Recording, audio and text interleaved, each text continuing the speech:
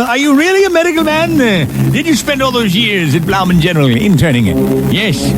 Cardiovascular surgery, that was my game. Every day I'd walk into the OR, throw my arms skyward and scream, "These hands have been touched by God!"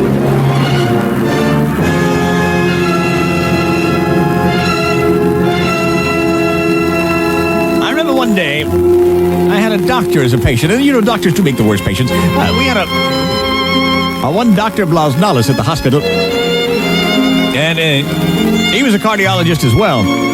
And he was always advising people, first of all, the first thing you got to do, you're getting palpitations. First of all, knock off that smoking. That pack and a half is doing you no good. Second of all, get into some kind of exercise. Even if you're not into aerobics or anything brutal, get into just a good arm-swinging walk. And when you play golf, carry your own clubs. I mean, get some exercise, get the sludge pumped out of your veins, knock off the salt. Of course, Dr. Blasnalis did everything you're not supposed to do. I mean, I'd shake my head when I'd hear him with a patient in his office, because Dr. Blasnalis, smoked a pack and a half a day, never got exercise, worked 20 hours a day, juggled 80 million patients, never got any sleep.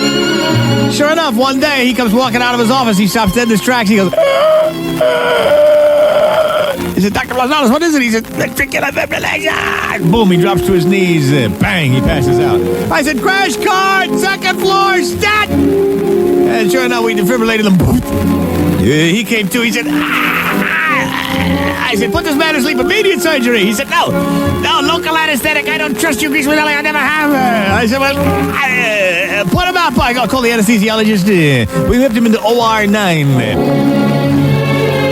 We did as he said. We gave him a spinal, some local. I opened him up. We held a mirror so he could see what was going on. I said, "My God, look at the damage to the heart muscle. Transplant is our only answer." He said, "No, you're not going to do the transplant." I said, "I got to do the transplant. There's nobody else on staff. And we have a donor heart. It's your only chance, Blasnalis." He said, "Do it, John. For once in your life, do it right." So I opened him up. He's looking at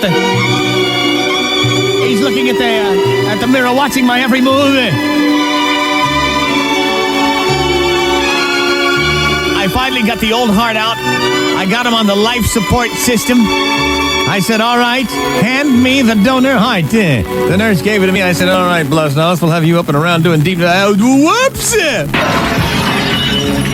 We all stood there as we looked at the donor heart, smashed on the floor, pierced with shards of glass.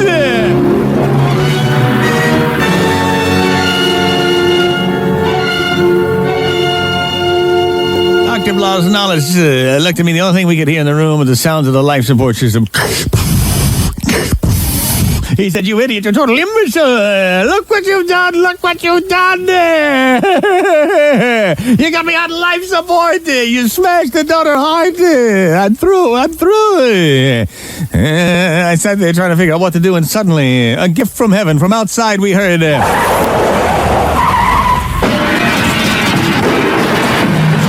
I said, "Hey, sing hallelujah. I'll be right back." I took the stairs 2 at a time. I bounded out of the street. The police were already there. I said, "Come and throw him a doctor. I'm a doctor. I felt the carotid. I said, "No pulse here. This guy's slab will be massive head trauma. He's gone. Let me check his donor card. Donor card." I whipped at my scalpel. I plunged it deep in his chest.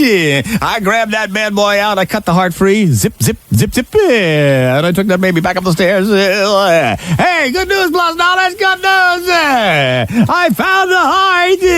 Well, as I was running into the OR, a nurse was coming out with a whole tray of instruments and, "Look out there!" I mean, the heart got squished between the door and me, and fell onto a bunch of used Petri dishes. Dr. Blasnalis saw that spectacle. He kind of weakly lifted his head and he said, "Greaseman, I just have one thing to say to you." I said, "What is it, Dr. Blasnalis?" He said,